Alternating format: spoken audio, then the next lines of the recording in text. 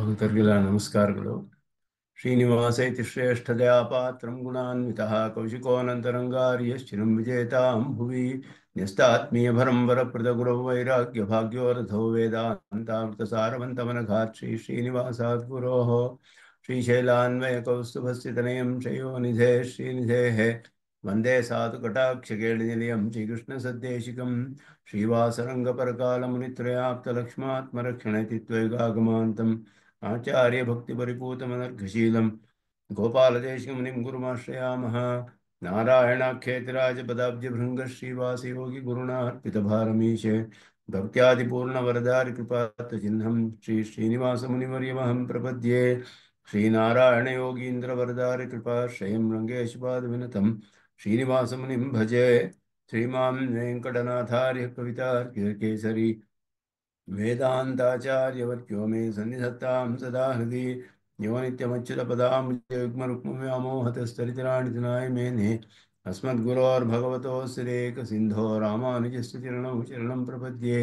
यतीन्द्रकृतभाष्यार्थाय व्याख्यानेन दर्शिताः परं सुदर्शनार्यं तं वन्दे कूरकुलाधिपं वरदं जुरदाद्रीशं कमलायादयितं दयानिधिं सकलार्थिजनार्थितप्रदं प्रणमामि प्रणतार्तिहारिणम् कृत्वा अनवद्यं निगमान्तभाष्यं निराकृतं येन भयं श्रुतीनां तथारितानामबहुश्रुतैः तं रामानुजं योगिनमाश्रयामः। श्रीभाष्यकृदुपन्यस्तो यः श्रीशैलपतेः पुरः वेदार्थसङ्ग्रहस्यास्य कुर्मः तात्पर्यदीपिकाम्। ॐ शन्नो मित्रशं वरुणः शन्नो भवत्वर्यमा शन्न इन्द्रो बृहस्पतिः शन्नो विष्णुरुक्रमः नमो ब्रह्मणे नमस्ते वायो त्वमेव प्रत्यक्षं ब्रह्मासि त्वामेव प्रत्यक्षं ब्रह्म वदिष्यामि ऋतं वदिष्यामि सत्यं वदिष्यामि तन्मामवतु तद्वक्तारमवतु अवतु माम् अवतु वक्तारम्। ॐ शान्तिः शान्तिः शान्तिः। शेषचर्चिद्वस्तुशेषिणे शेषशायिने निर्मलानन्दकल्याणनिधये विष्णवे नमः। श्रीमते रामानुजाय नमः।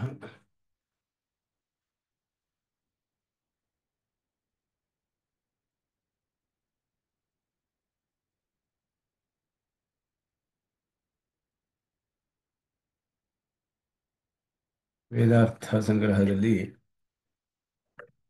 ಸ್ವಮತ ಸ್ಥಾಪನೆ ಮಾಡುವ ವಿಸ್ತಾರವಾದ ಭಾಗ ಅದು. ಅದರಲ್ಲಿ ಶರೀರ ಭಾವವನ್ನು ಈಗ ಪ್ರಮಾಣಪೂರ್ವಕವಾಗಿ ನಿರೂಪಣೆ ಮಾಡ್ತಾ ಇರೋದು, ಮತ್ತೆ ಜಗತ್ಕಾರಣತ್ವ, ಪರಮಾತ್ಮನ ಜಗತ್ಕಾರಣತ್ವ, ಇದೆಲ್ಲವನ್ನು ಪ್ರಮಾಣಪೂರ್ವಕವಾಗಿ ಸ್ಥಾಪನೆ ಮಾಡ್ತಾ ಇರುವಂತಹ ಭಾಗ.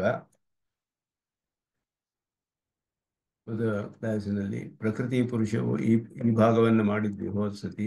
ಸ್ಮೃತಿ ಪ್ರಮಾಣವನ್ನ ಪ್ರಕೃತಿ ಪುರುಷರು ಇಬ್ಬರು ಅನಾದಿ ಅಂತ ಹೇಳುವಂತಹ ಸ್ಮೃತಿ ಪ್ರಮಾಣ ವಿಷ್ಣು ಪುರಾಣದಿಂದ, ಹಾಗೆಯೇ ಭಗವದ್ಗೀತೆಯಲ್ಲಿಯೂ ಭೂಮಿರಾಪೋನಲೋ ವಾಯು ಖಮ್ಮನೋ ಬುದ್ಧಿರೇವಚ ಅಹಂಕಾರ ಇತಿಯಮ್ಮೆ ಭಿನ್ನ ಪ್ರಕೃತಿರಷ್ಟದ ಅಪರೇಯಮೇ ಸ್ತನ್ಯ ಅನ್ಯಾಂ ಪ್ರಕೃತಿಂ ವಿಧಿ ಮೇ ಪರಾಂ ಜೀವಭೂತಾಂ ಮಹಾಬಾಹೋ ಯಯ ಇದಂ ಧಾರ್ಯತೆ ಜಗತ್ ಹೇಳುವಾಗ ಪ್ರಕೃತಿಯು ನನ್ನದೇ ಅಂತ ಹೇಳಿದ್ರೆ ನನ್ನ ಅಧೀನದಲ್ಲಿಯೇ ಇದೆ, ನನ್ನ ಆಧಾರದಲ್ಲಿದೆ ಅಂತ ಅರ್ಥ. ವಿಧಿ ಮೇ ಪರಾಂ, ಒಂದು ಪರಾ ಪ್ರಕೃತಿ, ಒಂದು ಅಪರಾ ಪ್ರಕೃತಿ, 8 ವಿಧವಾದ ಪ್ರಕೃತಿಯನ್ನು ಹೇಳಿ ಅಪರಾಯಿಯಂ ಮೇ ಪ್ರಕೃತಿ ಅಂತ ಹೇಳಿದ್ರು. ಒಂದು ಅಪರಾ ಪ್ರಕೃತಿ, ಇನ್ನೊಂದು ಪರಾಂ ಪ್ರಕೃತಿ ವಿಧಿ ಜೀವಭೂತಾಂ, ಪರಾ ಪ್ರಕೃತಿ ಎನ್ನುವುದು ಜೀವರುಗಳು ಅಂತ ಹೇಳಿ ಅವರಿಂದಲೇ ಧರಿಸಲ್ಪಡುತ್ತೆ ಈ ಪ್ರಕೃತಿ.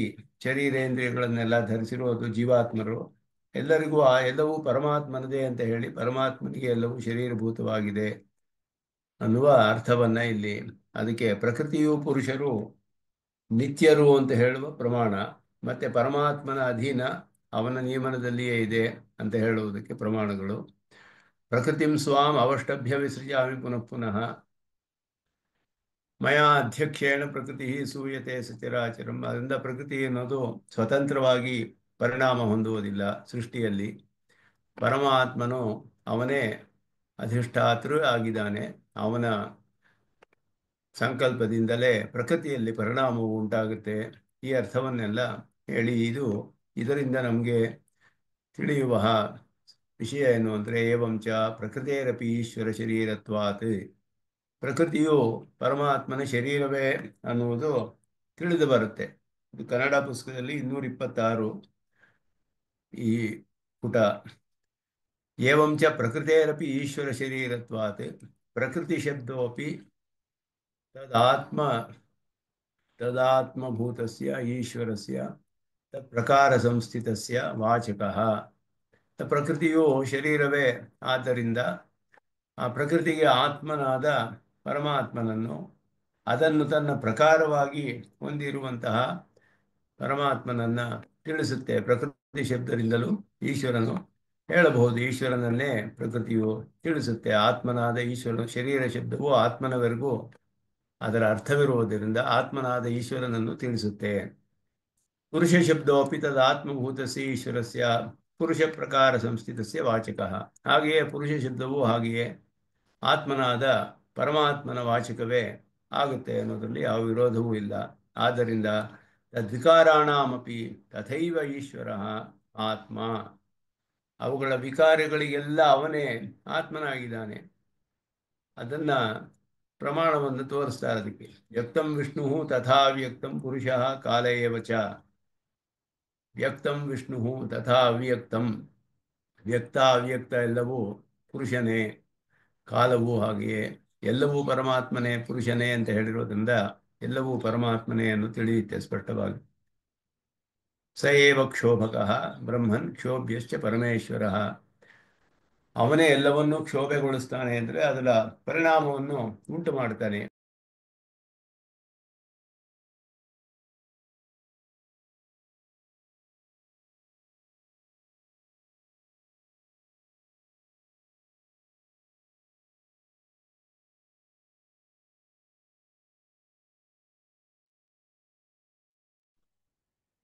ಅವನೇ ಎಲ್ಲದರಲ್ಲಿಯೂ ಕೂಡ ಕ್ಷೋಭೆ ಉಂಟು ಮಾಡ್ತಾನೆ.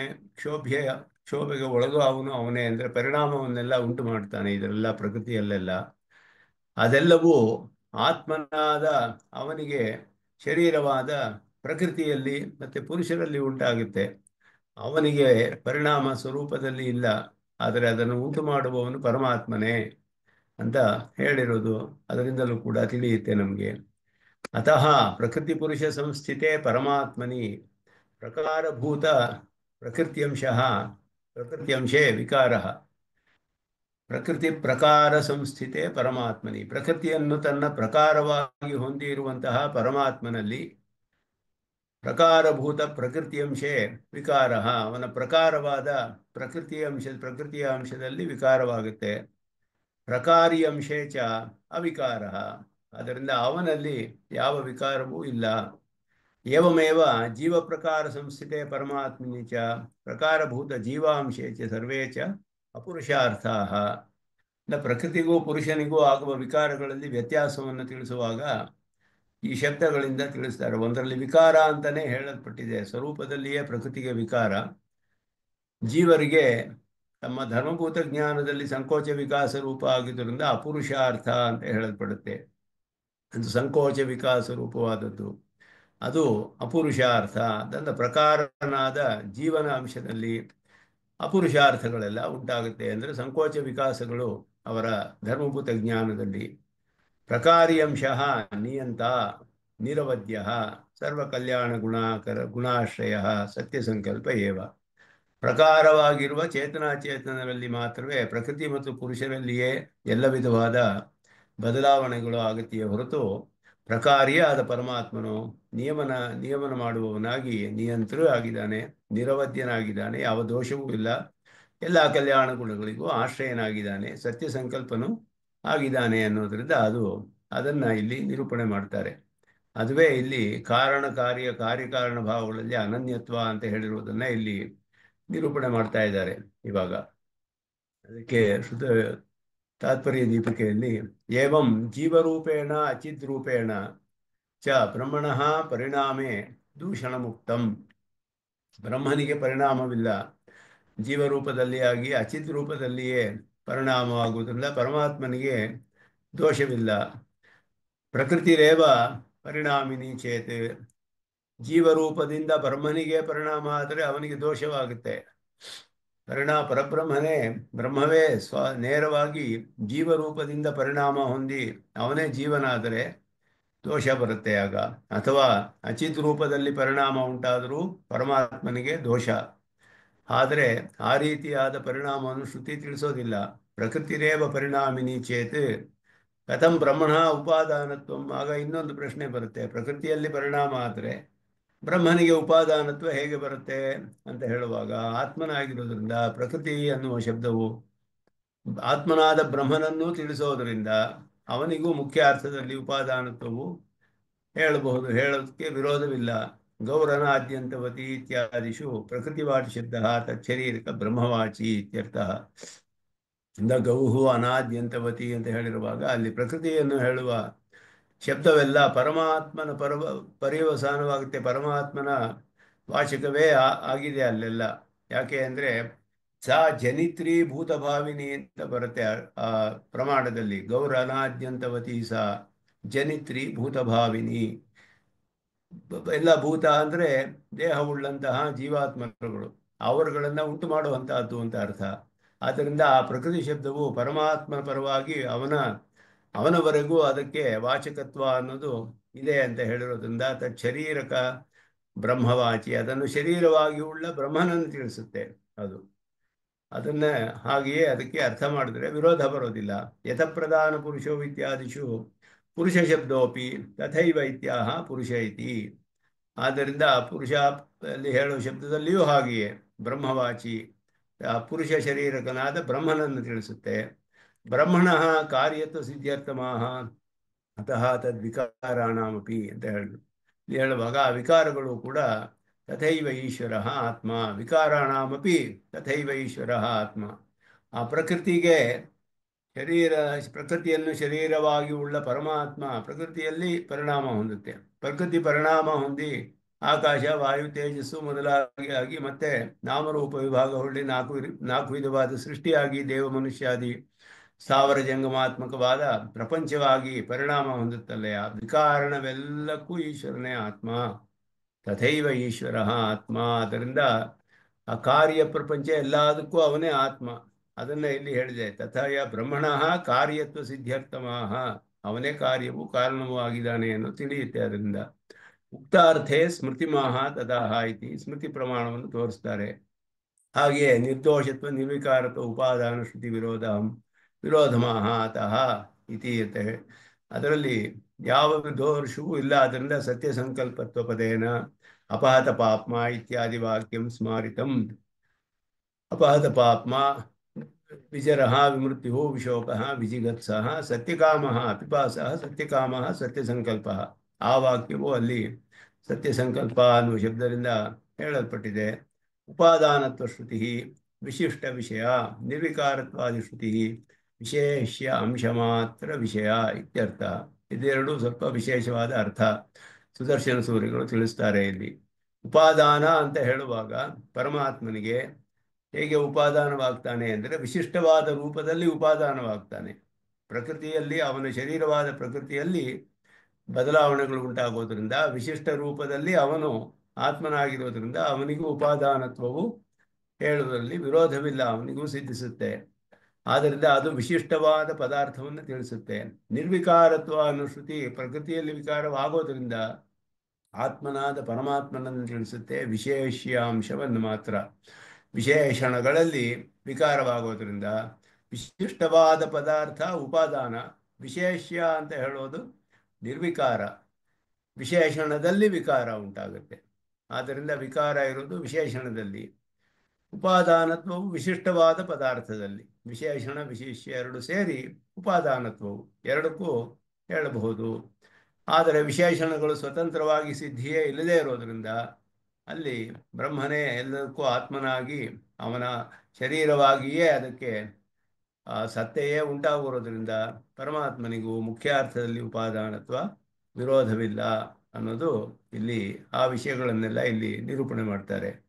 ತಥಾಚ ಸತಿ ಕಾರಣಾವಸ್ಥಃ ಈಶ್ವರ ಏವೇತಿ ತದುಪಾದಾನಕ ಜಗತ್ ಕಾರಣಾವಸ್ಥೆಯಲ್ಲಿರುವನು ಈಶ್ವರ, ಕಾರ್ಯಾವಸ್ಥೋಪಿ ಸ ಏವ ಇತಿ ಕಾರ್ಯಕಾರಣಯೋ ಅನನ್ಯತ್ವಂ ಸರ್ವಶ್ರುತಿ ಅವಿರೋಧಶ್ಚ ಭವತಿ.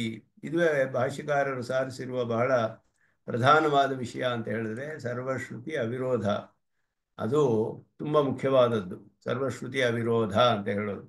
ಈಗ ಸರ್ವಶಾಖಾ ಪ್ರತ್ಯಯದಿಂದ ಯಾವ ಶ್ರುತಿಯಲ್ಲಿ ಪರಿಪೂರ್ಣವಾಗಿ ಪ್ರಮಾಣವನ್ನು ಸ್ವೀಕಾರ ಮಾಡಿ ಪರಿಪೂರ್ಣವಾಗಿ ಸ್ವತಃ ಪ್ರಮಾಣ ಅಂತ ಸ್ವೀಕಾರ ಮಾಡಿದ್ರೆ ಯಾವ ಶ್ರುತಿಗೂ ವಿರೋಧ ಬರೋಕ್ಕೆ ಸಾಧ್ಯವಿಲ್ಲ. ಯಾವುದಾದ್ರೂ ಒಂದು ವಿರೋಧ ಬಂದರೆ ಆಗ ಅದಕ್ಕೆ ಪ್ರಾಮಾಣ್ಯವೇ ಹೋಗ್ಬಿಡುತ್ತೆ. ಆದ್ದರಿಂದ ಆವಾಗ ಶ್ರುತಿಗೆ ಪ್ರಾಮಾಣ್ಯ ಹೋಗ್ಬಿಡುತ್ತೆ. ಸರ್ವಶ್ರುತಿ ಅವಿರೋಧ ಅನ್ನೋದರಿಂದಲೇ ಅದು ಬಹಳ ಪ್ರಧಾನವಾದದ್ದು, ಭಾಷ್ಯಕಾರ ಸಾಧಿಸಿರುವಂತಹದ್ದು. ಅದು ಪೂರ್ವಾಚಾರ್ಯರುಗಳ ಮಾರ್ಗವನ್ನು ಅನುಸರಿಸಿಯೇ ಅವರು ಮಾಡಿರುವಂತಹದ್ದು. ಆದರೆ ಒಂದೊಂದು ಬ್ರಹ್ಮಸೂತ್ರದಲ್ಲಿ ವಿಸ್ತಾರವಾಗಿ ವ್ಯಾಖ್ಯಾನ ಮಾಡಿ, ಬ್ರಹ್ಮಸೂತ್ರದಲ್ಲಿ ಬಾದರಾಯಣರು ಹೇಗೆ ಸ್ಥಾಪನೆ ಮಾಡಿದರೋ ಅದಕ್ಕೆ ಅನುಗುಣವಾಗಿ ವಿರೋಧವಿಲ್ಲದಂತೆ ವ್ಯಾಖ್ಯಾನ ಮಾಡಿ ಸ್ಥಾಪನೆ ಮಾಡಿದ್ದಾರೆ. ಅದರಿಂದ ಬಾದರಾಯಣರು ಹೇಳಿದ್ದು ಅನನ್ಯತ್ವಂ ಅಂತ ಹೇಳಿ ಆರಂಭಣ ಶಬ್ದಾದಿಭ್ಯ ಸದ್ವಿದ್ಯಾ ಪ್ರಕರಣದ ವಾಕ್ಯವನ್ನು ಹೇಳಿ ವಾಚಾರಂಭಣಂ ವಿಕಾರೋ ನಾಮಧೇಯಂ ಅಂತ ಹೇಳುವಾಗ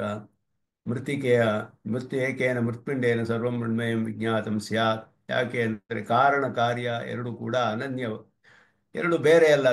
ಒಂದೇ ದ್ರವ್ಯವಿದೆ ಕಾರಣದಲ್ಲಿಯೂ ಕಾರ್ಯದಲ್ಲಿಯೂ. ಆದ್ದರಿಂದ ಕಾರ್ಯಕಾರಣಗಳಲ್ಲಿ ಅನನ್ಯತ್ವ. ಅದು ಪರಮಾತ್ಮನು ಕಾರ್ಯಾವಸ್ಥೆಯಲ್ಲಿ ಇರುವವನು ಪರಮಾತ್ಮನೇ, ಕಾರಣಾವಸ್ಥೆಯಲ್ಲಿ ಇರುವವನು ಪರಮಾತ್ಮನೇ. ಆದ್ದರಿಂದ ಕಾರ್ಯಕಾರಣಗಳಲ್ಲಿ ಅನನ್ಯತ್ವ ಅನ್ನೋದು ಸಿದ್ಧಿಸುತ್ತೆ ಅನ್ನೋದು ಒಂದು ಮುಖ್ಯವಾದ ವಿಷಯ ಇಲ್ಲಿ. ವಿಶಿಷ್ಟಯೇ ವೈಶ್ವರ ಕಾರಣಂ, ವಿಶಿಷ್ಟ ಸಯೇವ ಕಾರ್ಯಂ. ವಿಶಿಷ್ಟನಾದವನೇ ಕಾರಣವು ಕಾರ್ಯವೂ ಅಂತ ಹೇಳಿ ಕಾರ್ಯಕಾರಣಯೋ ಅನನ್ಯತ್ವ ಸಿದ್ಧಿ ತಥಾಚ ಸತಿ.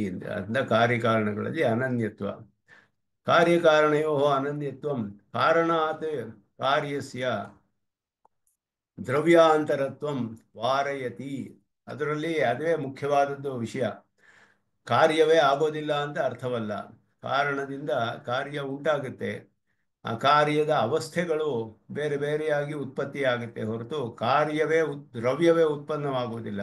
ಹೊಸದಾದ ದ್ರವ್ಯವಿಲ್ಲ. ಆ ದ್ರವ್ಯದ ಹೊಸದಾದ ಅವಸ್ಥೆ ಉಂಟಾಗುತ್ತೆ, ಅವಸ್ಥೆಗಳು ಉತ್ಪನ್ನವಾಗುತ್ತೆ.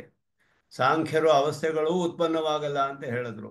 ಅವರು ಸತ್ಕಾರ್ಯವಾದ ಹೇಳುವಾಗ ಕಾರ್ಯ ಕಾರಣಗಳಲ್ಲಿ ಅನನ್ಯತ್ವ ಹೇಗೆ ಅಂತ ಹೇಳಿದ್ರೆ ಕಾರ್ಯವು ಮೊದಲೇ ಇದೆ ಪೂರ್ಣವಾಗಿ ಕಾರಣದಲ್ಲಿ, ಅವಸ್ಥೆಗಳು ಕೂಡ ಉಂಟಾಗೋದಿಲ್ಲ, ಅದು ಮೊದಲೇ ಇರಬೇಕು, ಇಲ್ಲದೆ ಹೋದರೆ ಸಾಧ್ಯವಿಲ್ಲ ಆಗೋದಕ್ಕೆ ಅಂತ ಹೇಳಿದ್ರು. ನೈಯಾಯಿಕರು ಇನ್ನೊಂದು ಎಕ್ಸ್ಟ್ರೀಮು, ಅವ್ರು ಹೇಳಿದ್ರು ಹೊಸ ಪದಾರ್ಥವೇ ಉಂಟಾಗುತ್ತೆ ಅಂದ್ರೆ ಕಾರ್ಯವೇ ಬೇರೆ ಕಾರಣವೇ ಬೇರೆ, ದ್ರವ್ಯವೇ ಅದು ದ್ರವ್ಯಾಂತರ ಅಂತ ಹೇಳಿದ್ರು, ಪದಾರ್ಥಾಂತರ ಅಂತ ಹೇಳಿ. ಆದರೆ ಶ್ರುತಿಯಲ್ಲಿ ಅದಕ್ಕೆ ವಿರೋಧ ಬರುತ್ತೆ. ಹಾಗಲ್ಲ, ಕಾರ್ಯ ಅನ್ನೋದು ಅದೇ ದ್ರವ್ಯ, ಕಾರಣ ದ್ರವ್ಯವೇ ಇನ್ನೊಂದು ಅವಸ್ಥೆಯನ್ನು ಹೊಂದಿದೆ. ಅಲ್ಲಿ ಏನು ಉತ್ಪನ್ನವಾಗುತ್ತೆ ಅಂತ ಹೇಳಿದ್ರೆ ಅವಸ್ಥೆಗಳು ಉತ್ಪನ್ನವಾಗುತ್ತೆ. ಅವಸ್ಥೆಗಳು ಆಗಾಮಿ ಬರುತ್ತೆ ಹೋಗುತ್ತೆ, ಆಗಂತುಕವಾದದ್ದು. ಅವಸ್ಥೆಗಳು ಬರುತ್ತೆ ಹೋಗುತ್ತೆ, ಬದಲಾಗ್ತಾ ಇರುತ್ತೆ. ಆದರೆ ಅದು ಅಪತಕ್ ಸಿದ್ಧವಾದ ಧರ್ಮವಾಗಿದೆ ಆ ದ್ರವ್ಯಕ್ಕೆ, ಪದಾರ್ಥಕ್ಕೆ. ಅದರಿಂದಲೇ ಇಲ್ಲಿ ಕಾರ್ಯಕಾರಣಗಳಲ್ಲಿ ಅನನ್ಯತ್ವ ಅಂತ ಹೇಳಿದ್ರೆ ಇದು ದ್ರವ್ಯಾಂತರತ್ವಂ ವಾರಯತಿ. ದ್ರವ್ಯಾಂತರತ್ವ ಅನ್ನೋದನ್ನು ತಳ್ಳಿ ಹಾಕುತ್ತೆ, ನಿವಾರಣೆ ಮಾಡುತ್ತೆ ಅಂತ ಅರ್ಥ. ನತು ಕಾರಣಸ್ಯ ವಿಶಿಷ್ಟತ್ವ ವಿರೋಧಿ. ಅವ್ರು ಹೇಳಿದ್ರು ತದ ಅನನ್ಯತ್ವಂ ಅಂತ ಹೇಳಿದಾಗ ಕಾರ್ಯಕಾರಣಗಳಲ್ಲಿ ಅನನ್ಯತ್ವ ಅಂತ ಹೇಳಿದ್ರೆ ಏನು ಅರ್ಥ ಅದಕ್ಕೆ ಅಂದರೆ ಅದು ವಿಶಿಷ್ಟವಲ್ಲ ಅನ್ನುವ ಅರ್ಥವೇ ಹೇಳಲಿಲ್ಲ ಅವರು. ವಿಶಿಷ್ಟ ಅನ್ನೋದಕ್ಕೆ ವಿರೋಧವೇ ಇಲ್ಲ ಅದರಲ್ಲಿ. ಆದ್ದರಿಂದ ವಿಶಿಷ್ಟವಾದ ಪದಾರ್ಥವೇ ಕಾರಣ, ವಿಶಿಷ್ಟವಾದ ಪದಾರ್ಥವೇ ಕಾರ್ಯ. ಅವಿಶಿಷ್ಟತ್ವೇ ಕಾರಣತ್ವ ಅಯೋಗಾತ್. ಇಲ್ಲೇ ಹೋದ್ರೆ ಬರೀ ಬ್ರಹ್ಮ ಒಂದೇ ಇದ್ದರೆ, ಶರೀರವಾದ ಚೇತನಾಚೇತನಗಳಿಲ್ಲದೆ ಕೇವಲ ಬ್ರಹ್ಮ ಒಂದೇ ಇದ್ದಿದ್ರೆ ಬ್ರಹ್ಮನಲ್ಲಿಯೇ ವಿಕಾರ ಉಂಟಾಗಬೇಕು. ಆವಾಗ ಅದಕ್ಕೆ ಕಾರಣತ್ವ ಅನ್ನೋದು ಉಂಟಾಗ್ತಾ ಇರಲ್ಲ, ಹೊಸದಾಗಿ ಉತ್ಪನ್ನವಾಗಬೇಕು. ಜೀವಾತ್ಮರು ಮತ್ತೆ ಪ್ರಕೃತಿ ಎಲ್ಲ ಹೊಸದಾಗಿ ಉತ್ಪನ್ನವಾಗಬೇಕಾಗುತ್ತೆ, ಅಥವಾ ಬ್ರಹ್ಮನೇ ಪರಿಣಾಮ ಹೊಂದಿ ನೇರವಾಗಿ ಆ ರೂಪದಲ್ಲಿ ಇರಬೇಕಾಗುತ್ತೆ. ಆದ್ದರಿಂದ ಬ್ರಹ್ಮನಿಗೆ ಎಲ್ಲದಕ್ಕೂ ನೇರವಾಗಿ ಕಾರಣತ್ವ ಬರೋಕ್ಕೆ ಸಾಧ್ಯವಾಗೋದಿಲ್ಲ. ಪ್ರಕೃತಿಯನ್ನು ಉಪಯೋಗಿಸಿ ಪ್ರಕೃತಿಯೇ ಜಗತ್ತಾಗುತ್ತೆ. ಬ್ರಹ್ಮನಿಗೂ ಪ್ರಕೃತಿಗೂ ಸಂಬಂಧ ಹೇಳದೆ ಹೋದರೆ ಆವಾಗ ಬ್ರಹ್ಮನಿಗೆ ಕಾರಣತ್ವವೇ ಉಂಟಾಗೋದಿಲ್ಲ. ವಿಶಿಷ್ಟವಾದ ರೂಪದಲ್ಲಿ ಇದ್ದರೇನೆ ಕಾರಣತ್ವವನ್ನು ಹೇಳಕ್ಕೆ ಸಾಧ್ಯ. ಆದ್ದರಿಂದ ಉಪಪಾರಿತ ಪ್ರಕಾರೇಣ ನಿರ್ದೋಷತ್ವಂ ಉಪಾದಾನತ್ವಾದಿ ಪರ ಶ್ರುತ್ಯ ವಿರೋಧ ಇತ್ಯರ್ಥಃ. ಉಪಾದಾನತ್ವವನ್ನು ಹೇಳೋದು ಸದ್ವಿದ್ಯೆಯಲ್ಲಿ ಅದುವೇ ಪ್ರಧಾನವಾದ ಉಪದೇಶ. ಅಲ್ಲಿ ಉದ್ದಾಲಕರು ಕೇತುಕೇತಿಗೆ ಹೇಳುವಾಗ ಉಪಾದಾನವು ಬ್ರಹ್ಮನೇ ಅನ್ನೋದೇ ಅವರಿಗೆ ನಿರೂಪಣೆ ಮಾಡುವುದು ಉದ್ದೇಶ ಅಲ್ಲಿ ಅನ್ನೋದು ಅವರ ಮನಸ್ಸಿನಲ್ಲಿದ್ದ ಭಾವವನ್ನು ವ್ಯಾಖ್ಯಾನದಲ್ಲಿ ತಿಳಿಸ್ತಾರೆ. ಅದುವೇ ಅವರ ಪ್ರಧಾನವಾದ ಉದ್ದೇಶ ಅಂತ ಹೇಳಿಬಿಟ್ಟು.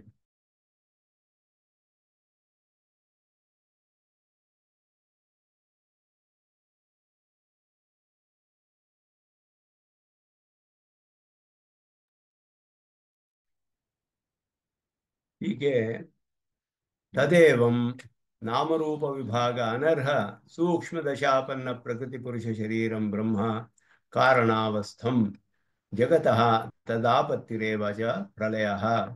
ನಾಮರೂಪ ವಿಭಾಗ ವಿಭಕ್ತ ಸ್ಥೂಲ ಚಿರಚಿದ್ವಸ್ತು ಶರೀರಂ ಬ್ರಹ್ಮ ಕಾರ್ಯಾವಸ್ಥಂ ಬ್ರಹ್ಮಣ ತಥಾವಿಧ ಸ್ಥೂಲ ಭಾವ ಏವ ಸೃಷ್ಟಿ ಇತಿ ಉಚ್ಯತೆ. ಸೃಷ್ಟಿ ಪ್ರಳಯ ಅಂದ್ರೆ ಏನರ್ಥ ಅದನ್ನ ಇಲ್ಲಿ ಸ್ಪಷ್ಟಪಡಿಸ್ತಾರೆ. ನಾಮರೂಪ ವಿಭಾಗವಿಲ್ಲದ, ಅದಕ್ಕೆ ಅನರ್ಹವಲ್ಲದಂತಹ ಸೂಕ್ಷ್ಮವಾದ ದಶೆ, ಸೂಕ್ಷ್ಮವಾದ ಅವಸ್ಥೆಯನ್ನು ಹೊಂದಿರುವಂತಹ ಪ್ರಕೃತಿ ಪುರುಷರನ್ನ ಶರೀರವಾಗಿ ಉಳ್ಳ ಬ್ರಹ್ಮನೇ ಕಾರಣಾವಸ್ಥೆ ಅಂತ ಹೇಳಲ್ಪಡೋದು, ಕಾರಣ ಅಂತ ಹೇಳೋದು. ಅದೇ ಜಗತ್ತು ಆ ವಿಧವಾದ ಅವಸ್ಥೆಯನ್ನು ಹೊಂದುವುದೇ ಪ್ರಳಯ ಅಂತ ಹೇಳಲ್ಪಡುತ್ತೆ. ನಾಮರೂಪ ವಿಭಾಗವನ್ನು ಬಿಟ್ಟು ಸೂಕ್ಷ್ಮವಾದ ಅವಸ್ಥೆಗೆ ಜಗತ್ತು ಹೋದರೆ ಅದು ಪ್ರಳಯ ಅಂತ ಅರ್ಥ. ಲಯ ಅಂತ ಹೇಳಿದ್ರೆ ಸ್ವರೂಪ ನಾಶವಿಲ್ಲ, ಸ್ವರೂಪದಲ್ಲಿ ಸೂಕ್ಷ್ಮಾವಸ್ಥೆಯನ್ನು ಹೊಂದುತ್ತೆ, ಅವಸ್ಥಾಂತರಾಪತ್ತಿ ಪ್ರಾಪ್ತವಾಗುತ್ತೆ, ಅದಕ್ಕೆ ಬೇರೆ ಒಂದು ಅವಸ್ಥೆಗೆ ಹೋಗುತ್ತೆ, ಅದುವೇ ಸೂಕ್ಷ್ಮವಾದ ಅವಸ್ಥೆ. ಅಲ್ಲಿ ನಾಮರೂಪ ವಿಭಾಗವೇ ಇಲ್ಲದಂತಹ ಒಂದು ಅವಸ್ಥೆ. ಅದಕ್ಕೆ ತಮಸ್ ಅನ್ನುವ ಶಬ್ದವನ್ನು ಉಪಯೋಗಿಸುತ್ತೆ ಶ್ರುತಿಯಲ್ಲಿ. ಹಾಗೆ ಈ ಜಗತ್ತೆಲ್ಲ ಆ ರೀತಿಯಾದ ಒಂದು ಅವಸ್ಥೆಯನ್ನಿಗೆ ಹೋಗದೆ ಪ್ರಳಯ ಅಂತ ಹೇಳೋದು. ಮತ್ತೆ ನಾಮರೂಪ ವಿಭಕ್ತ ಸ್ಥೂಲ ಚಿದೇಜ್ವಸ್ತು ಶರೀರಂ ಬ್ರಹ್ಮ ಕಾರ್ಯಾವಸ್ಥಂ, ಅದರಿಂದ ಸ್ಥೂಲವಾದ ಅವಸ್ಥೆಗೆ ಬಂದ ಕಾರ್ಯವೇ ಬ್ರಹ್ಮವೇ ಕಾರ್ಯ ಅಂತ ಹೇಳಲ್ಪಡುವಂತಹದ್ದು. ಬ್ರಹ್ಮಣ ತಥಾವಿಧ ಸ್ಥೂಲ ಭಾವ ಸೃಷ್ಟಿ ಇತಿ ಉಚ್ಯತೆ. ಇಲ್ಲಿ ಬ್ರಹ್ಮನಿಗೆ ಆ ರೀತಿಯಾದ ಒಂದು ಅವಸ್ಥೆ ಉಂಟಾಗುತ್ತೆ, ತನ್ನ ಶರೀರದಲ್ಲಿ ಪರಿಣಾಮ ಹೊಂದಿ ಸ್ಥೂಲವಾದ ರೂಪದಲ್ಲಿ ಇರುವಂತಹದ್ದು ಸೃಷ್ಟಿ ಅಂತ ಹೇಳಿದ್ರು. ಸೃಷ್ಟಿ ಸ್ಥಳ ಪ್ರಳಯ ಅನ್ನುವಂತಹ ಅದರ ಒಂದು ತತ್ವಾರ್ಥ ಏನು ಅಂದ್ರೆ ಇದುವೇ, ಅದನ್ನ ಸ್ಪಷ್ಟಪಡಿಸ್ತಾರೆ ಅಲ್ಲಿ.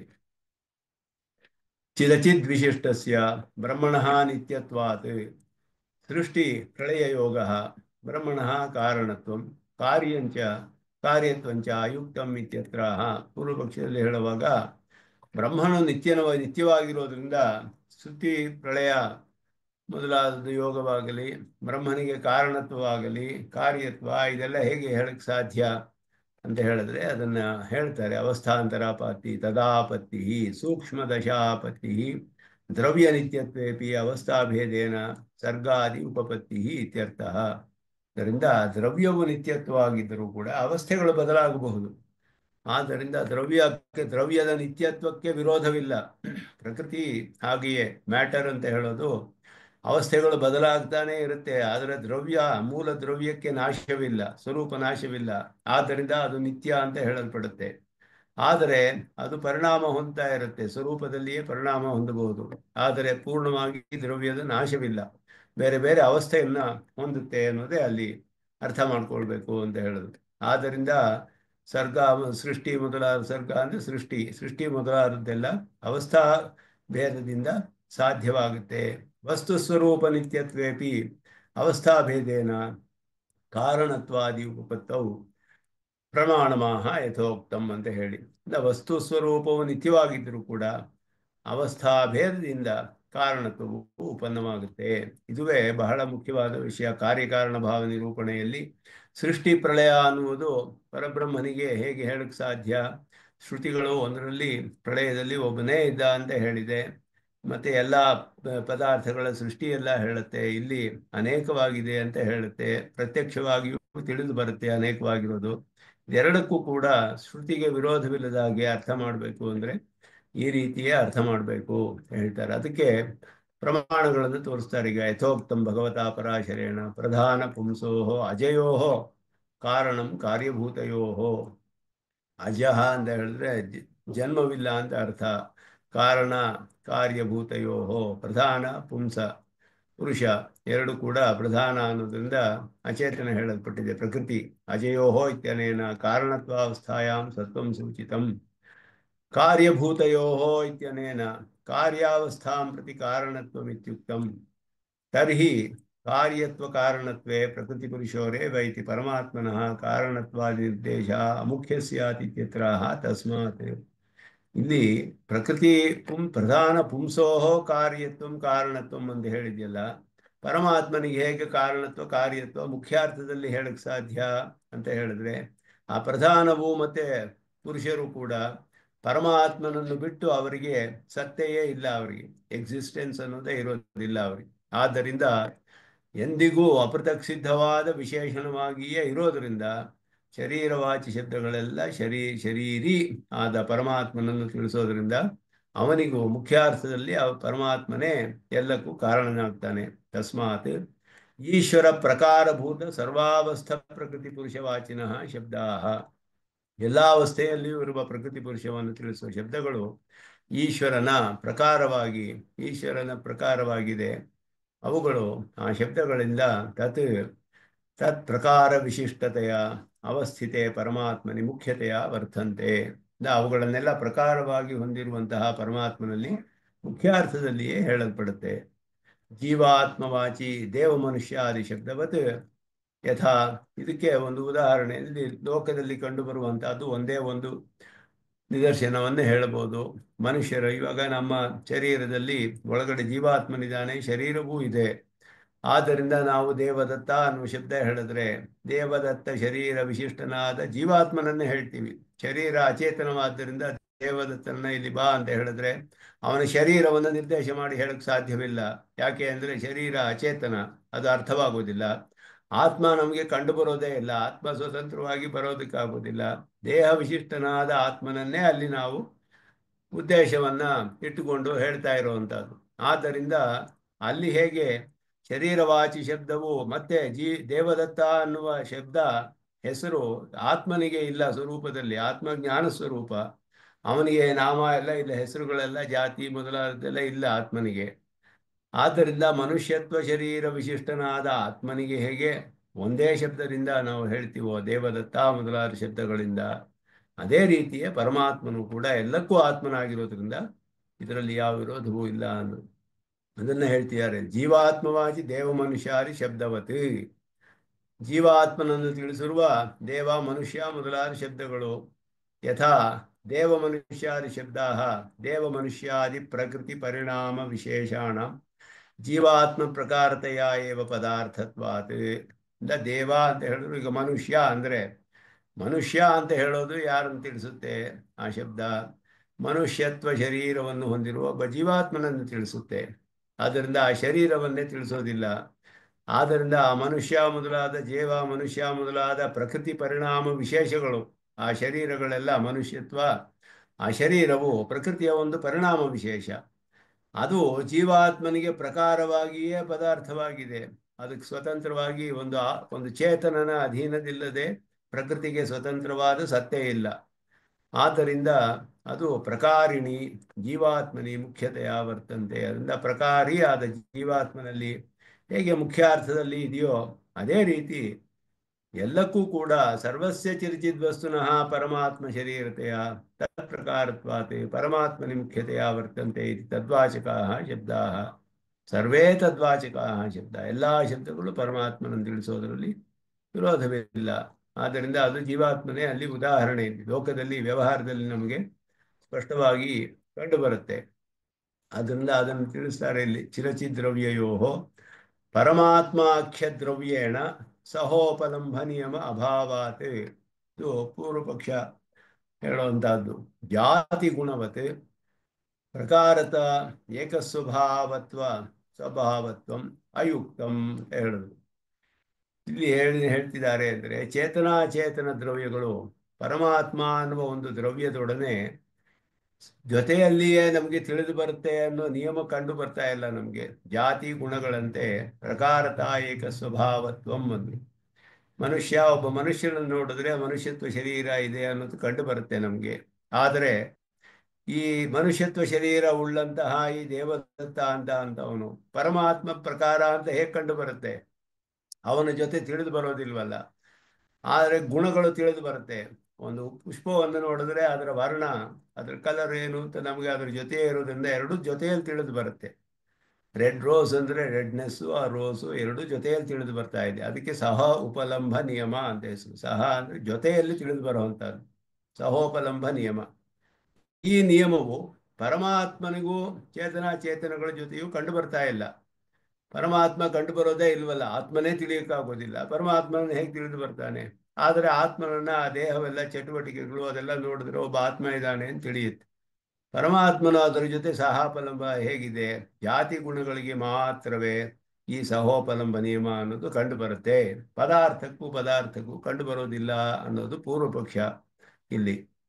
ಅದರಿಂದ ಅದು ಹೇಳ್ತಾರೆ, ಸಹೋಪಲಂಬ ನಿಯಮ ಅಪೃಥಕ್ ಸಿದ್ಧ ಪ್ರಕಾರತ್ವೇ ಪ್ರಯೋಜಕ. ಅಪೃಥಕ್ ಸಿದ್ಧವಾದ ಪ್ರಕಾರವಾಗಿದ್ದರೆ ಅದರಲ್ಲಿ ಸಹಾಯವಾಗುತ್ತೆ.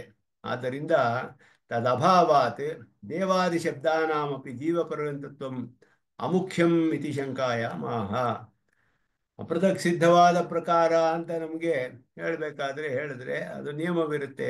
ಅಪೃಥಕ್ ಸಿದ್ಧವಾದ ದೇವಾದಿ ಶಬ್ದಗಳಲ್ಲಿಯೂ ಜೀವ ಪರ್ಯಂತತ್ವವು ಅಮುಖ್ಯವೇ ಆಗುತ್ತೆ ಅಂತ ಪೂರ್ವ ಪಕ್ಷ ಇದರಲ್ಲಿ. ಅದರಿಂದ ಇಲ್ಲಿ ಅದನ್ನು ಸಹೋಪಲಂಬ ನಿಯಮವನ್ನು ವಿವರಿಸ್ತಾರೆ ಸುದರ್ಶನ ಸೂರಿಗಳು. ಇಲ್ಲಿ ಸ್ವಲ್ಪ ಅಧಿಕವಾದ ವಿವರಣೆ ಕೊಡ್ತಾರೆ. ಸಹೋಪಲಂಬ ನಿಯಮ ಏಕಸಾಮಗ್ರಿ ವೇದ್ಯತ್ವ ಪ್ರಯುಕ್ತ ನತು ನಿಯತ ಪ್ರಕಾರತ್ವ ಪ್ರಯುಕ್ತ ಗಂಧಾದಿಷು ವ್ಯಭಿಚಾರಾತ್. ತಸ್ಮಾತ್ ತದೇಕಾಶ್ರಯತ್ವಂ ತದೇಕ ಪ್ರಯೋಜನತ್ವಂ ಚ ನಿಯತ ಪ್ರಕಾರತ್ವೇ ಪ್ರಯೋಜಕಂ.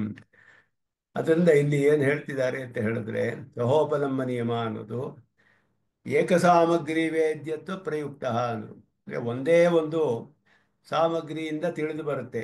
ಈಗ ನಾವು ಒಂದು ಪುಷ್ಪವನ್ನು ನೋಡಿದ್ರೆ ಅದರ ಬಣ್ಣವು ಆ ಪುಷ್ಪವು ನಮಗೆ ಚಕ್ಷುರಿಂದ್ರಿಯದಿಂದಲೇ ತಿಳಿದು ಬರ್ತಾ ಇದೆ, ಒಂದೇ ಸಾಮಗ್ರಿಯಿಂದ ತಿಳಿಯುವಂತಹದ್ದು. ಆದ್ದರಿಂದ ಏಕಸಾಮಗ್ರಿ ವೇದ್ಯತ್ವ ಅಂತ ಇದೆ.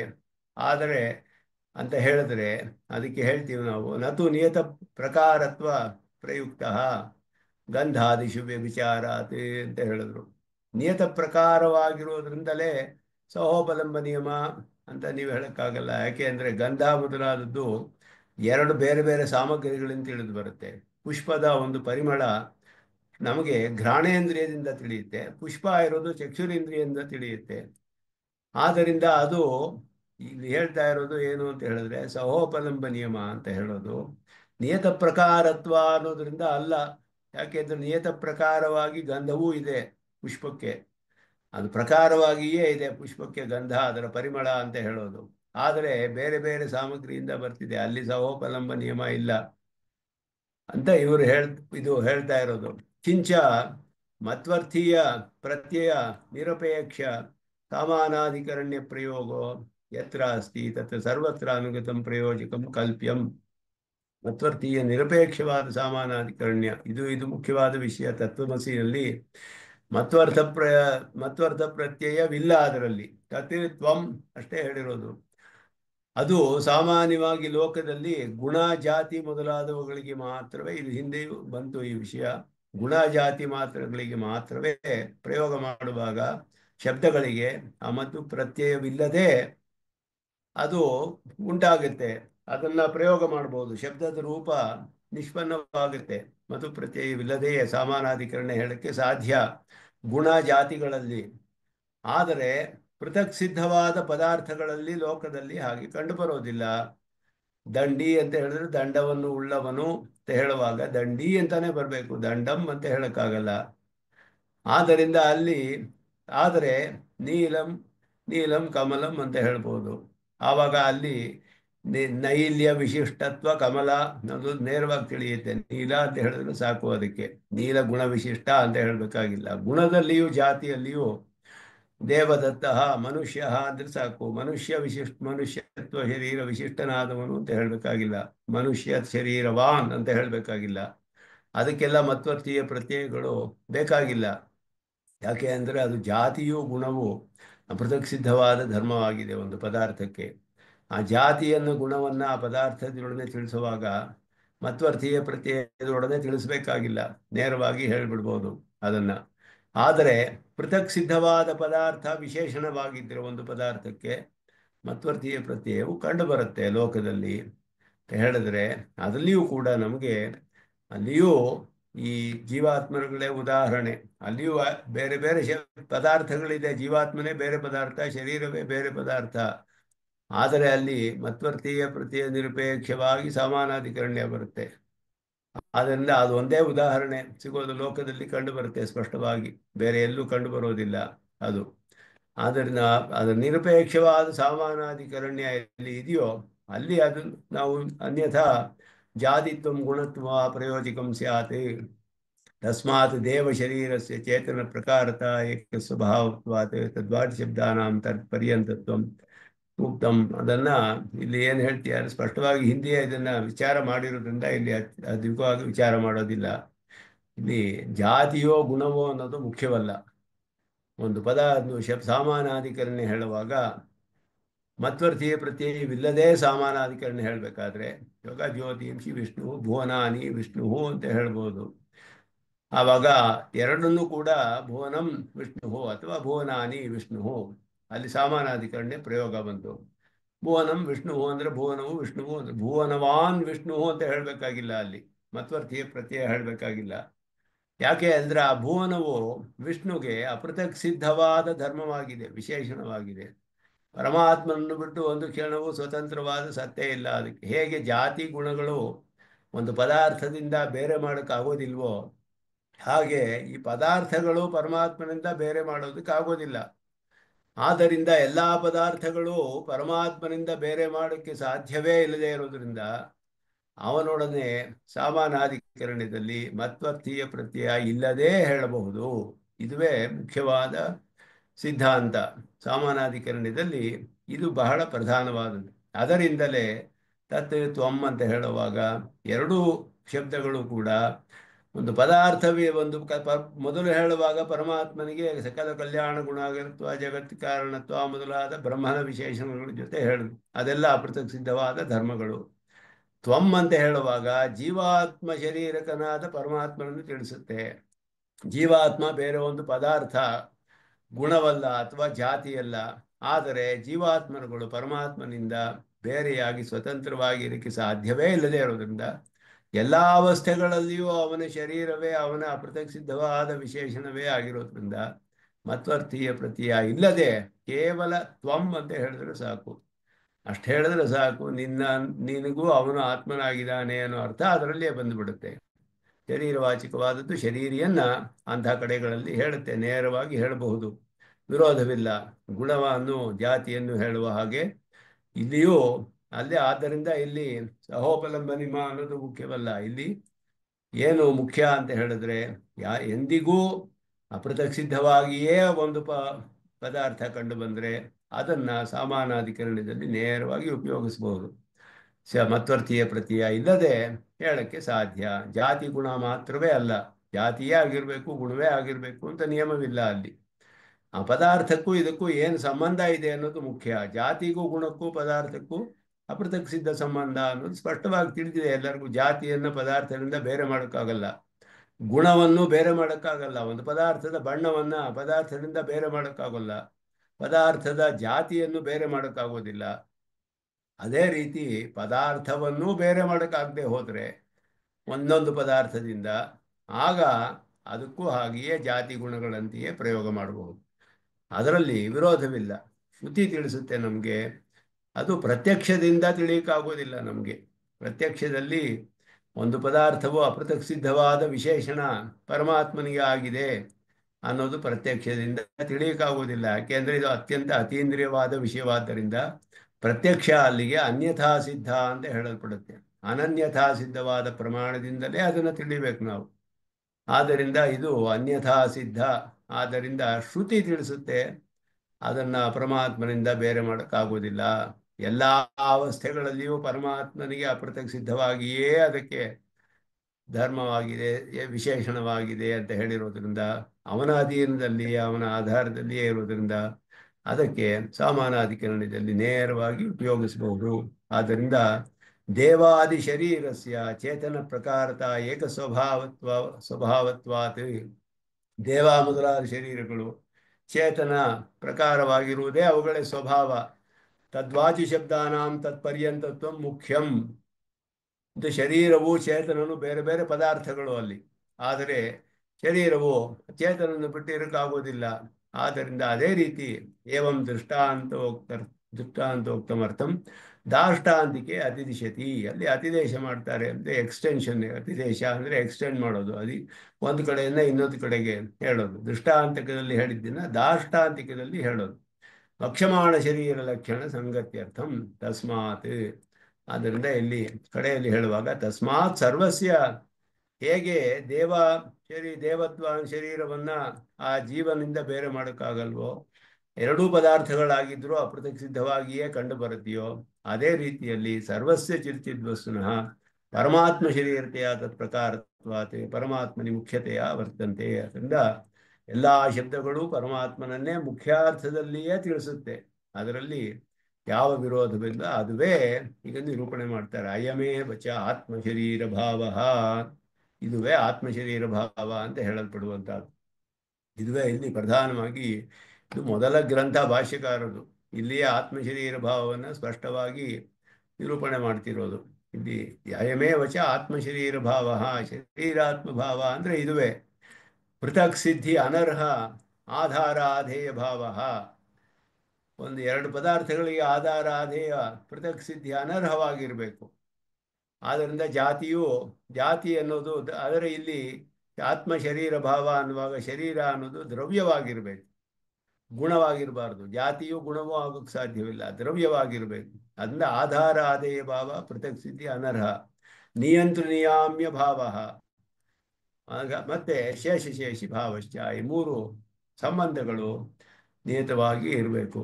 ಸರ್ವಾತ್ಮನ ಆಧಾರತೆಯ ನಿಯಂತ್ರತೆಯ ಶೇಷತೆಯ ಚ ಆಪ್ನೋತಿ ಇತಿ ಆತ್ಮ.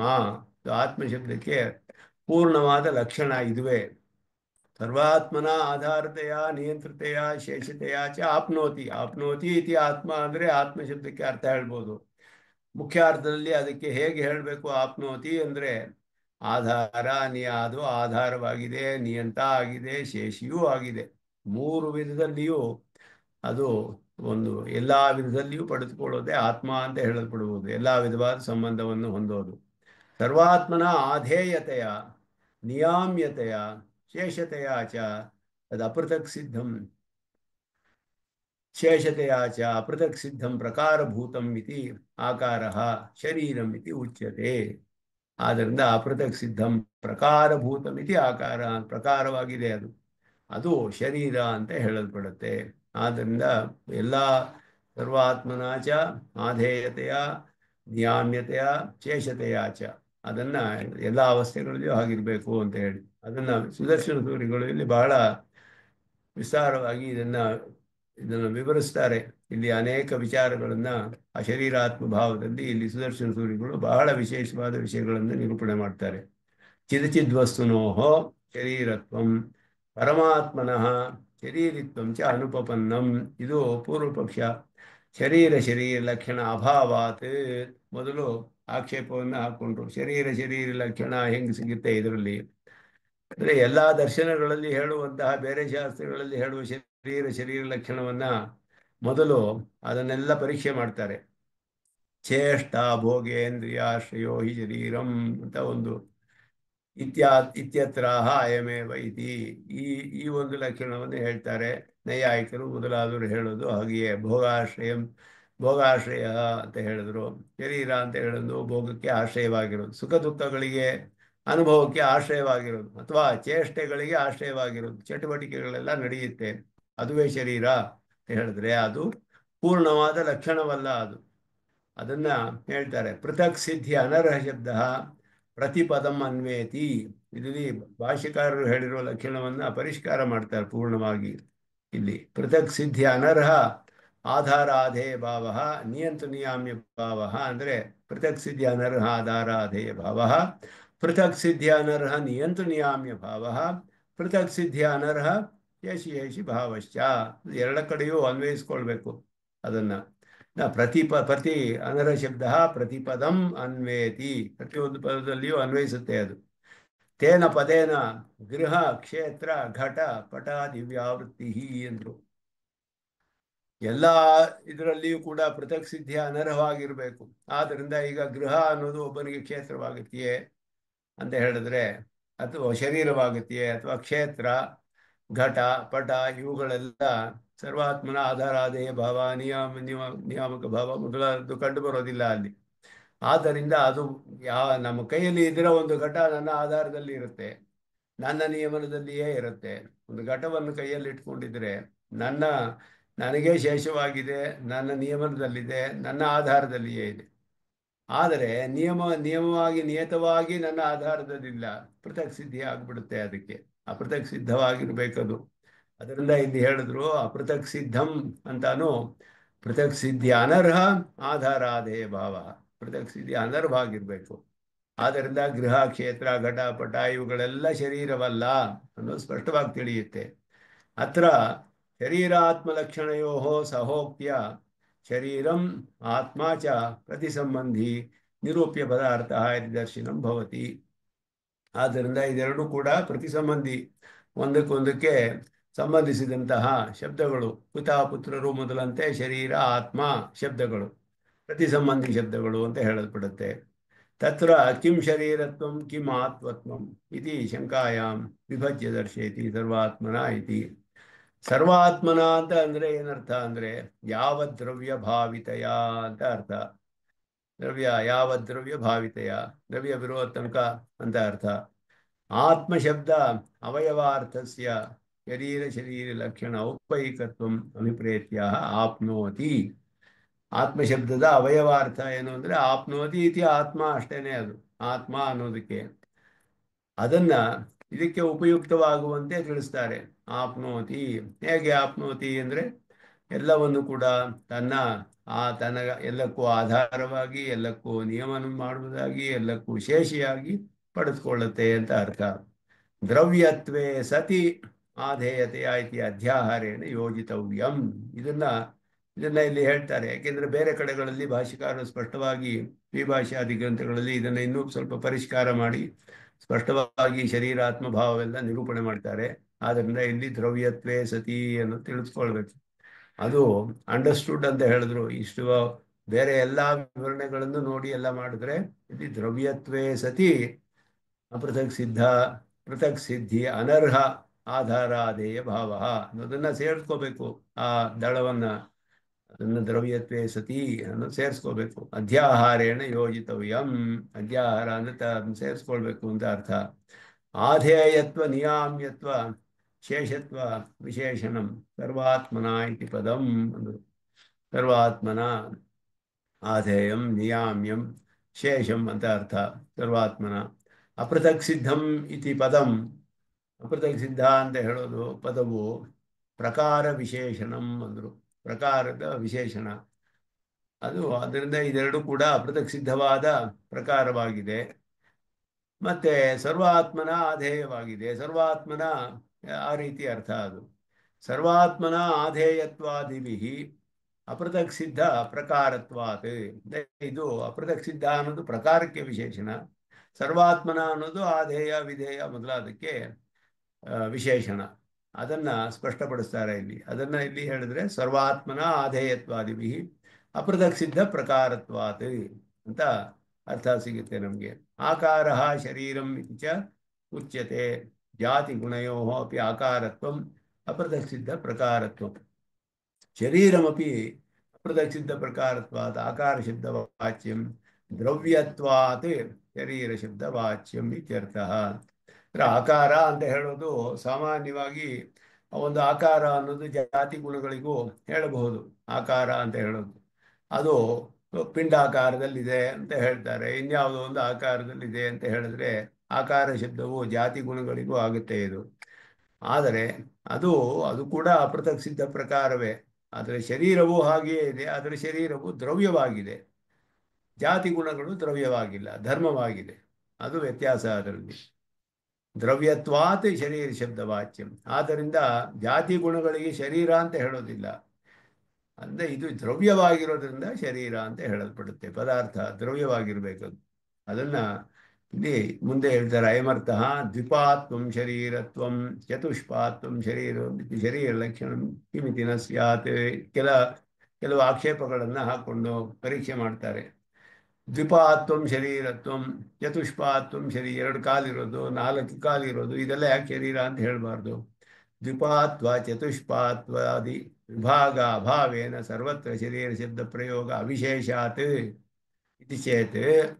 ಎಲ್ಲ ಕಡೆಯೂ 2 ಕಾಲಿದೆಯೋ 4 ಕಾಲಿದೆಯೋ ಶರೀರ ಅಂತ ಹೇಳಲ್ಪಡುತ್ತಲ್ಲ, ಎಲ್ಲ ಕಡೆಯೂ ಪ್ರಯೋಗವಿದೆಯಲ್ಲ, ಆದ್ದರಿಂದ ಈ ಲಕ್ಷಣ ಸರಿ ಹೋಗೋದಿಲ್ಲ ಅಂತ ಹೇಳಿದ್ರೆ, ತರ್ಹಿ ಲೋಕೆ ವೇದೇ ಚ ಯತ್ರ ಯತ್ರ ಶರೀರ ಶಬ್ದ ಪ್ರಯೋಗ ತತ್ರ ಸರ್ವತ್ರ ಅನುಗತೆ ಲಕ್ಷಣೆ ವಾಚ್ಯೆ ಕತಿಪಯ ಪ್ರಯೋಗ ವಿಷಯ ಅನನುಗತತ್ವಾತ್ ಅವ್ಯಾಪ್ತಂ ಲಕ್ಷಣ ಮುಕ್ತ್ವಾ ಪ್ರಯೋಗ ವಿಶೇಷೇಷು ಅಮುಖ್ಯತ್ವ ಆಶ್ರಯಣಂ ಅಯುಕ್ತಂ ತಸ್ಮಾತ್ ಚೇಷ್ಟೇಂದ್ರಿಯ ಆಶ್ರಯತ್ವಂ ಅವ್ಯಾಪ್ತಮಿತಿ ಸರ್ವಪ್ರಯೋಗ ಅನುಕೃತಂ ಲಕ್ಷಣಂ ಇದಮೇವ ಸಾಧೀಯ.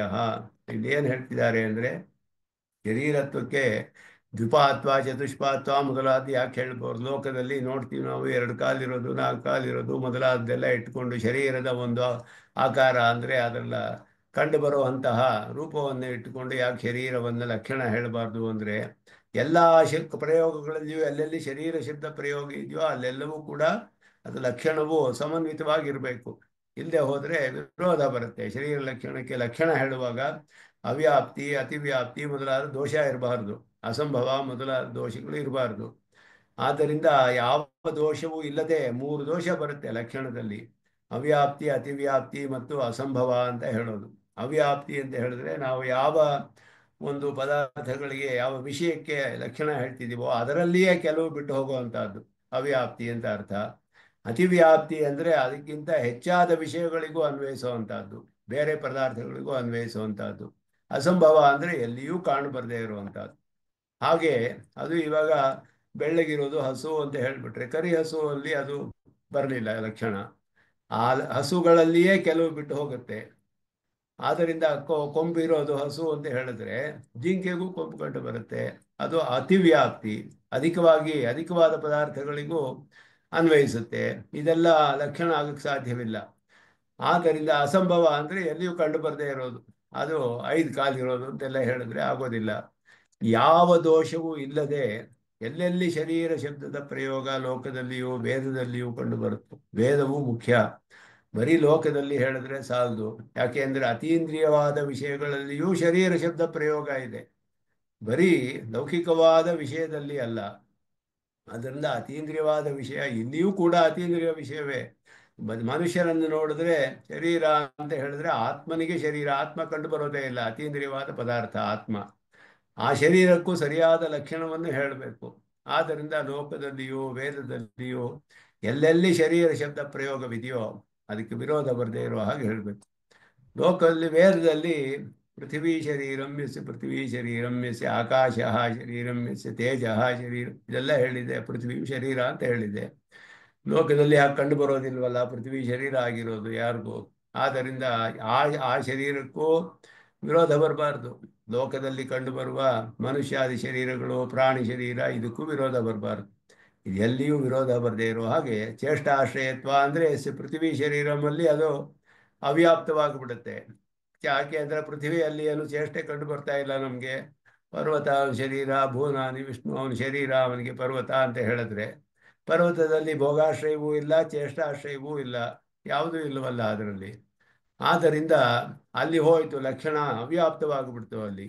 ಹೀಗೆ ಲಕ್ಷಣವು ಪೂರ್ಣವಾಗಿ ಅದು ಅನ್ವಯಿತವಾಗೋ ಹಾಗೆ ಲಕ್ಷಣವನ್ನು ಹೇಳಬೇಕು. ಆದ್ದರಿಂದ ಇಲ್ಲಿ ಯಾವ ರೀತಿಯಲ್ಲಿಯೂ ಅವ್ಯಾಪ್ತಿ ಅತಿವ್ಯಾಪ್ತಿ ಅವ್ಯಾಪ್ತಿ ದೋಷಗಳು ಬರದೇ ಇರೋ ಹಾಗೆ ಇದು ಹೇಳಬೇಕು. ಅದರಿಂದ ಕತಿಪಯ ಪ್ರಯೋಗ ವಿಷಯ ಅನನುಗತತ್ವಾದ ಅವ್ಯಾಪ್ತಂ ಲಕ್ಷಣ, ಅವ್ಯಾಪ್ತವಾದ ಲಕ್ಷಣ ಹೇಳಿ ಪ್ರಯೋಗ ವಿಶೇಷ ಅಮುಖ್ಯತ್ವ ಆಶ್ರಯಣತ್ವ ಅಯುಕ್ತಂ. ಎಲ್ಲೆಲ್ಲಿ ಪ್ರಯೋಗ ಇದೆಯೋ ಅಲ್ಲಿ ಇದು ಅಮುಖ್ಯತ್ವ ಅಂತ ಹೇಳಿಬಿಡಿ ಅಂತ ಹೇಳೋದು ಸರಿ ಇಲ್ಲ. ಆದ್ದರಿಂದ ಒಂದು ಕಡೆ ಇಲ್ಲಿ ಮಾತ್ರ ಶರೀರ ಶಬ್ದಕ್ಕೆ ಮುಖ್ಯ ಅರ್ಥ, ಇಲ್ಲಿ ಲಾಕ್ಷಣಿಕವಾದ ಅರ್ಥ ಹೇಳಿಬಿಡಿ ಅಂತ ಹೇಳಿದ್ರೆ ಆದರೂ ಕೂಡ ವಿರೋಧ ಬರುತ್ತೆ. ಬೇರೆ ದರ್ಶನಗಳಲ್ಲಿ ಹಾಗೆ ಮಾಡ್ತಾರೆ, ಮಧ್ವಭಾಷ್ಯದಲ್ಲಿ ಹಾಗೆ ಮಾಡಿದ್ದಾರೆ. ಅರ್ಥವನ್ನು ಶರೀರ ಲಕ್ಷಣಕ್ಕೆ ಹೇಳುವಾಗ ಅವರಲ್ಲಿ ಅತ್ಯಂತ ಭೇದ ಹೇಳೋದ್ರಿಂದ ಭೇದ ದರ್ಶನ ಅದು. ಆದ್ದರಿಂದ ಅತ್ಯಂತ ಭೇದ ಹೇಳೋದ್ರಿಂದ ಯಸ್ಯ ಪೃಥ್ವಿ ಶರೀರಂ ಅಂದರೆ ಪೃಥ್ವಿ ಅವನ ಆಧಾರದಲ್ಲಿಯೇ ಇದೆ, ಅವನಿಗೆ ಅಧೀನವಾಗಿದೆ, ಅಸ್ವತಂತ್ರ ಅನ್ನುವ ಅರ್ಥ ಮಾಡಿದ್ರು ಶರೀರಕ್ಕೆ. ಅದು ಲಾಕ್ಷಣಿಕವಾದ ಅರ್ಥ ಆಯಿತು. ಸೆಕೆಂಡ್ರಿ ಅಮುಖ್ಯ ಅರ್ಥವಾಗುತ್ತೆ ಶರೀರ ಶಬ್ದಕ್ಕೆ, ಮುಖ್ಯ ಅರ್ಥವಾಗೋದಿಲ್ಲ. ಮುಖ್ಯ ಅರ್ಥದಲ್ಲಿಯೇ ಎಲ್ಲ ಕಡೆಯೂ ಬರಬೇಕು ಅದು.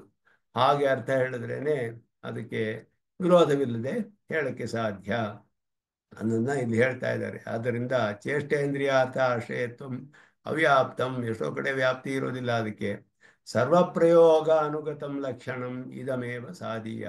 ಎಲ್ಲ ಶರೀರ ಶಬ್ದದ ಪ್ರಯೋಗಗಳು ಎಲ್ಲೆಲ್ಲಿ ಕಂಡು ಬರುತ್ತೋ ಲೋಕದಲ್ಲಾಗಲಿ ವೇದದಲ್ಲಾಗಲಿ ಎಲ್ಲ ಕಡೆಯೂ ನಮಗೆ ಸರಿಯಾಗಿ ಅನ್ವಯಿಸುವ ಒಂದು ಲಕ್ಷಣ ಅಂದರೆ ಇದುವೇ ಶರೀರದ ಲಕ್ಷಣ. ಭಾಷಿಕಾರರಲ್ಲಿ ಹೇಳಿರೋದು ಶರೀರ ಲಕ್ಷಣವು ಬಹಳ ಪ್ರಧಾನವಾದದ್ದು. ಪೃಥಕ್ ಸಿದ್ಧಿ ಅನರ್ಹ ಆಧಾರಾಧೇಯ ಭಾವ ನಿಯಂತ್ರಣೀಯಾಮ್ಯ ಭಾವ ಶೇಷ ಭಾವಶ್ಚ ದ್ರವ್ಯತ್ವೇ ಸತಿ ಅನ್ನೋದನ್ನು ಸೇರಿಸ್ಕೊಳ್ಬೇಕಲ್ಲಿ. ಸರ್ವಾತ್ಮನ ಆಧಾರತೆಯ ನಿಯಂತ್ರತೆಯ ಶೇಷತೆಯ ಆಪ್ನೋತಿ ಇತಿ ಆತ್ಮ. ಇದು ಎಲ್ಲ ಕಡೆಯೂ ಅನ್ವಯಿಸಬಹುದು. ಎಲ್ಲೆಲ್ಲಿ ಶರೀರ ಸಿದ್ಧ ಬರುತ್ತೋ ಎಲ್ಲ ಕಡೆಯೂ ಅದನ್ನು ಅನ್ವಯಿಸಬಹುದು, ಯಾವ ದೋಷವೂ ಇಲ್ಲದೆ ಹೇಳಬಹುದು. ಆದ್ದರಿಂದ ಅದನ್ನು ಸ್ಪಷ್ಟಪಡಿಸ್ತಾರೆ ಇಲ್ಲಿ. ಎತ್ತು ಭಾಷ್ಯೋಕ್ತ ಶರೀರ ಲಕ್ಷಣ ಗ್ರಂಥೆ ಅರ್ಥಜಾತ ಮುಕ್ತಂ ತತ್ರ ಅಪೇಕ್ಷಿತಾಂಶ ಇಹ ಅನುಸಂಧೇಯ.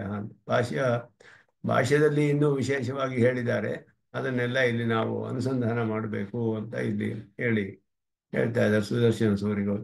ಏವಮೇವ ಹಿ ಜೀವಾತ್ಮನಃ ಸ್ವಶರೀರ ಸಂಬಂಧ. ಜೀವಾತ್ಮರುಗಳಿಗೂ ತಮ್ಮ ಶರೀರ ಸಂಬಂಧವು ಹೀಗೆಯೇ ಇರುವಂಥದ್ದು. ಸರ್ವಾತ್ಮನ ಜೀವಾತ್ಮನ ಆಧಾರದಲ್ಲಿಯೇ ಅವನ ಶರೀರವಿದೆ, ಅವನ ನಿಯಮನದಲ್ಲಿಯೇ ಇದೆ, ಅವನಿಗೆ ಶೇಷಭೂತವಾಗಿದೆ. ಇದುವೇ ಹೊರತು ಜೀವಾತ್ಮರುಗಳಲ್ಲಿಯೂ ಕೂಡ ದೇವ ಮನುಷ್ಯಾದಿಗಳಲ್ಲಿಯೂ ಕೂಡ ಚೇಷ್ಟಾಶ್ರಯ ಅನ್ನೋದು ಅಲ್ಲ, ಅಥವಾ ಭೋಗಾಶ್ರಯ ಅನ್ನೋದು ಅಲ್ಲ. ಅದು ಇರಬಹುದು, ಅದು ಶರೀರದ ಲಕ್ಷಣವಾಗೋದಿಲ್ಲ ಅದು. ಆದ್ದರಿಂದ ಏವಮೇವ ಪರಮಾತ್ಮನಃ ಸರ್ವಶರೀರತ್ವೇನ ಸರ್ವಶಬ್ದವಾಚ್ಯತ್ವಂ. ಇದೇ ಮೂರು ಸಂಬಂಧಗಳಿಂದ ಎಲ್ಲ ಪದಾರ್ಥಗಳು ಪರಮಾತ್ಮನಿಗೆ ಶರೀರವಾಗಿದ್ದರಿಂದ ಎಲ್ಲ ಶಬ್ದಗಳಿಂದಲೂ ಪರಮಾತ್ಮನನ್ನ ತಿಳಿಸಬಹುದು, ಹೇಳಬಹುದು, ಯಾವ ವಿರೋಧವೂ ಇಲ್ಲ. ವ್ಯಾಪ್ಯತ್ವೇ ಸತಿ ಸರ್ವಾತ್ಮನ ಸ್ವಾರ್ಥೆ ಧಾರಯಿತು ಶಕ್ಯಂ ಶರೀರಂ ಇತಿ ಶರೀರ ಲಕ್ಷಣ. ಇದಕ್ಕೆ ಬೇರೆ ಬೇರೆ ರೀತಿಯಲ್ಲಿ ಲಕ್ಷಣವನ್ನು ಹೇಳ್ತಾರೆ. ಸರ್ವಾತ್ಮನ ಸ್ವಾರ್ಥೆ ಧಾರಯಿತು ಶಕ್ಯಂ, ತನಗೋಸ್ಕರ ಸ್ವಾರ್ಥೆ ಅಂದರೆ ಶೇಷಿ ಭಾವ ಬಂತು, ಧಾರಯಿತು ಅಂದರೆ ಆಧಾರಾಧೇಯ ಭಾವ ಬಂತು, ವ್ಯಾಪ್ಯತ್ವೇ ಸತಿ ಎನ್ನುವಾಗ ನಿಯಾಮಕ ಭಾವ ಬರುತ್ತೆ. ಅದನ್ನು ವ್ಯಾಪಿಸಿ ಅದು ವ್ಯಾಪ್ಯವಾಗಿದೆ, ಇವನು ವ್ಯಾಪಕವಾಗಿದ್ದಾನೆ ಅಂತ ಅರ್ಥ. ವ್ಯಾಪ್ತತ್ವೇ ಸತಿ, ವ್ಯಾಪ್ತವಾದದ್ದು ಯಾವುದು, ವ್ಯಾಪ್ಯವಾಗಿರೋದು ಯಾವುದು. ಶರೀರ ವ್ಯಾಪ್ಯವಾಗಿದೆ, ಆತ್ಮನು ವ್ಯಾಪ್ತಿಯನ್ನು ಹೊಂದಿದ್ದಾನಲ್ಲಿ, ವ್ಯಾಪಕನಾಗಿದ್ದಾನೆ. ವ್ಯಾಪ್ತತ್ವೇ ಸತಿ ಯಾವ ದ್ರವ್ಯ ಭಾವಿತೆಯ ಸ್ವಾರ್ಥೆ ಧಾರಯಿತು ಶಕ್ತಃ ಆತ್ಮ ಇತಿ ಶರೀರ ಲಕ್ಷಣಂ ಅಂತ ಹೇಳೋದು. ಅಂದ್ರೆ ಇದು ಒಂದು ವಿಧವಾದ ಲಕ್ಷಣ. ಇದನ್ನ ಬೇರೆ ಬೇರೆ ರೀತಿಯಲ್ಲಿ ನಿರೂಪಣೆ ಮಾಡ್ತಾರೆ. ಈ ಶರೀರ ಲಕ್ಷಣ ಭಾಷ್ಯಕಾರರು ಹೇಳಿರೋದು ಅದರಲ್ಲಿ ಸ್ವಲ್ಪ ಅಧಿಕವಾದ ವಿಷಯಗಳನ್ನ ಇಲ್ಲಿ ಹೇಳ್ತಾರೆ ಸುದರ್ಶನ ಸೂರಿಗಳು. ಬಹಳ ಅಧಿಕವಾದ ಅತ್ಯಂತ ವಿಚಾರ ಮಾಡಿ ಹೆಚ್ಚಾಗಿ ಅದರ ವಿಚಾರವನ್ನೆಲ್ಲ ಹೇಳ್ತಾರೆ. ಶರೀರ ಭಾವ ಲಕ್ಷಣ ಇಲ್ಲಿ ಪ್ರಧಾನವಾಗಿ ಮುಖ್ಯವಾಗಿ ಬರುವಂತಹ ವಿಷಯ. ಇದರಲ್ಲಿ ಸ್ವಲ್ಪ ಅಧಿಕವಾದ ವಿಷಯಗಳು ಬರುತ್ತೆ, ಅದನ್ನ ಮುಂದೆ ವಿಚಾರ ಮಾಡೋಣ ಅಂತ ಹೇಳಿದ. ನಮಸ್ಕಾರಗಳು. ಶಂಬರುಣಃ ಜನ್ನೋ ಭವತ್ವರ್ಯಮಃ ಜನ್ನೇಂದ್ರೋ ಬೃಹಸ್ಪತಿಃ ಶಂಭೋ ವಿಷ್ಣುರ್ನಮಃ ನಮೋ ಬ್ರಹ್ಮಣೇ ನಮಸ್ತೆ ವಾಯೋ ತ್ವಮೇವ ಪ್ರತ್ಯಕ್ಷಂ ಬ್ರಹ್ಮಾಸಿ ತ್ವಾಮೇವ ಪ್ರತ್ಯಕ್ಷಂ ಬ್ರಹ್ಮಾವಾದಿಶಂ ಮೃತಮವಾದಿಶಂ ಸತ್ಯಮವಾದಿಶಂ ವೇತ್ತದ್ಭಕ್ತಾರಮಾವೀತ್ ಭಕ್ತಾರಂ. ಓಂ ಶಾಂತಿ ಶಾಂತಿ. ಜಯ ನಮಃ.